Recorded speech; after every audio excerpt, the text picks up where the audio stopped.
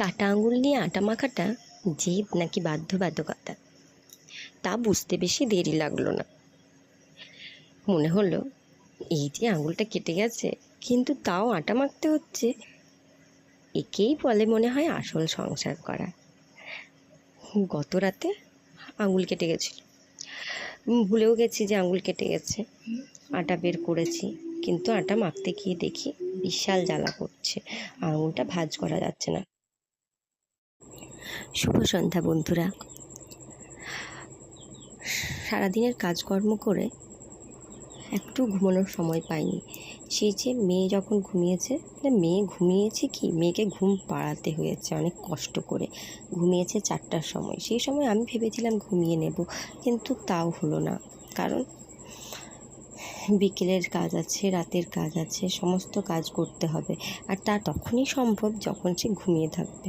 তাই তাড়াতাড়ি উঠে পড়লাম, মানে একটু ঘুমিয়েছিলাম, তাড়াতাড়ি উঠলাম। এরপর দেখি বাইরে অন্ধকার হয়ে এসেছে, মেঘ করেছে। মনে তো খুব খুশি মনে মনে খুব খুশি হলাম যে হাওয়া দিচ্ছে খুব সুন্দর। যা গরম পড়েছে না এই কদিন, সে তো পড়বে এই বছর বলেই দিয়েছে। লেগে পড়লাম কাজে। সব চুপচাপ কাজ করতে হয় আমাকে, একটু টুঁ করে শব্দ হলেই সে উঠে পড়বে। তার জন্য ভাবলাম তাড়াতাড়ি আটাটাই বের করে নিই, কারণ ও যদি উঠে যায় তখন ওর সামনে আর আটা মাখা যাবে না। কারণ ওর ওঠা মানেই, আর ওর সামনে আটা মাখা মানে যুদ্ধের সমান। আর এখন আজকাল বড় হচ্ছে না, ঘ্যান ঘ্যান ঘ্যান ঘ্যান করতে থাকে সারাক্ষণ আটা মাখার সময়, বা রান্না করছি তখনও।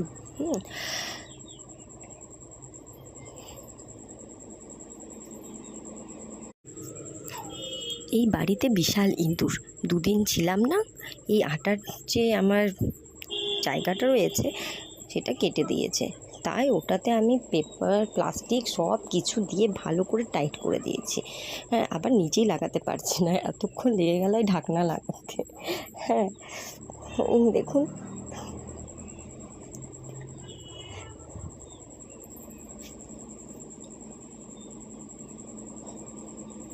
আবার এখন গরমকাল।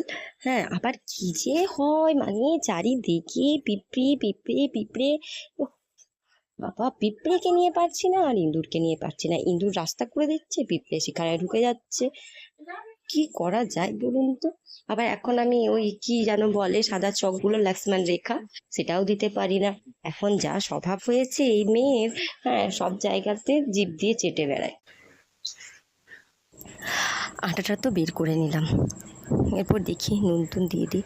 হঠাৎ করে মনে পড়লো যে ইস, আমার তো আঙুলে লেগেছে, এরপর কি করি?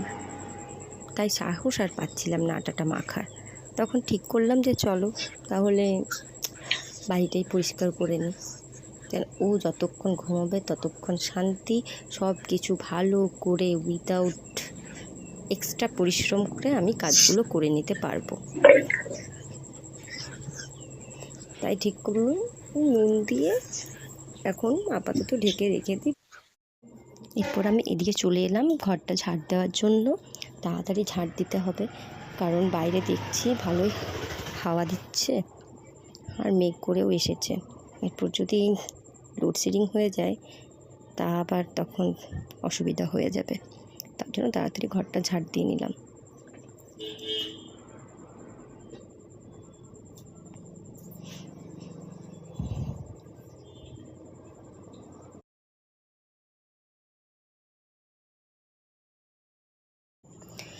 এভাবে আমার ঝাড়ুটা দেওয়াও হয়ে গেল। এরপর 2টো রুমের কাপড়গুলো গুছিয়ে নিই, দেখি তারপর আটাটা মেখে নেব। যা গরম পড়েছে, বারবার করে তো আমি মুছে যাচ্ছি, আর এইসব কাপড় চোপড় পরে কাজ করা, বাপরে বাপ, কি যে বলি। একটা দরজার পর্দা ওই তারগুলো থাকে, ওটা ছিটে পড়ে গেছে, আর পারিনি লাগাতে। আমার বরকে বললাম লাগিয়ে দিতে, ও তো পুরো পরিষ্কার বলে দিল যে আরে এই পেরেকটা ঢুকছেই না দেওয়ালে। ঠিক আছে, তাহলে পরে আমার আঙুলটা যখন ঠিক হবে তখন আমি সেটা করে নেব।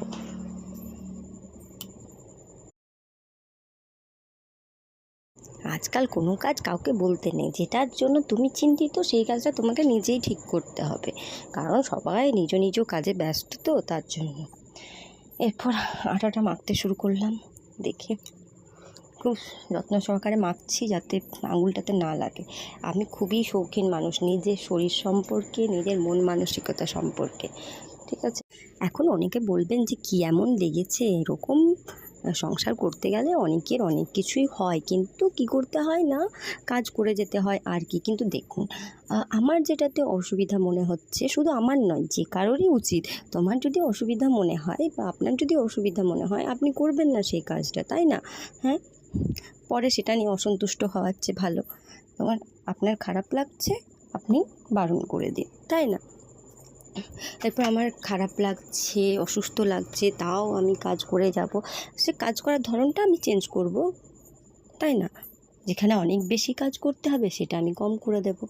হ্যাঁ, আমি আটাটাকে প্রথম থেকেই বেশি বেশি জল দিয়ে মাখতে শুরু করলাম। অন্যান্য দিন আমি কি করি, একটু করে জল দিই আর মাখি, ঠিক আছে, তাতে আটাটা একটু শক্ত শক্ত হয়ে যায়। যাই হোক, যে কাজগুলো আমার দ্বারা হবে আমি সেগুলো ঠিকই করে নেব। আটা মাখতে মাখতে দেখি মেয়ে উঠে গেছে কিনে, গেলাম ওর কাছে, হাসি মুখে তুললাম, তারপর ঠিক করলাম চলো একটু চুল টুল বেঁধে দিই ওর। এখন বাইরের যা আবহাওয়া তা দেখে আমার একটা গান মনে পড়েছিল। ও গান শুনতে খুব ভালোবাসে, তাই আমি গান একটা বেঁধে দিলাম, শ্রাবণের ধারার মতো। এই গান করতে করতে আমি, যদিও এটা শ্রাবণ মাস নয়, পুরো একদম গরমে ভেপে যাচ্ছি আমরা একদম, তাই না? এইভাবে আমার সন্ধেটা কেটে গেল।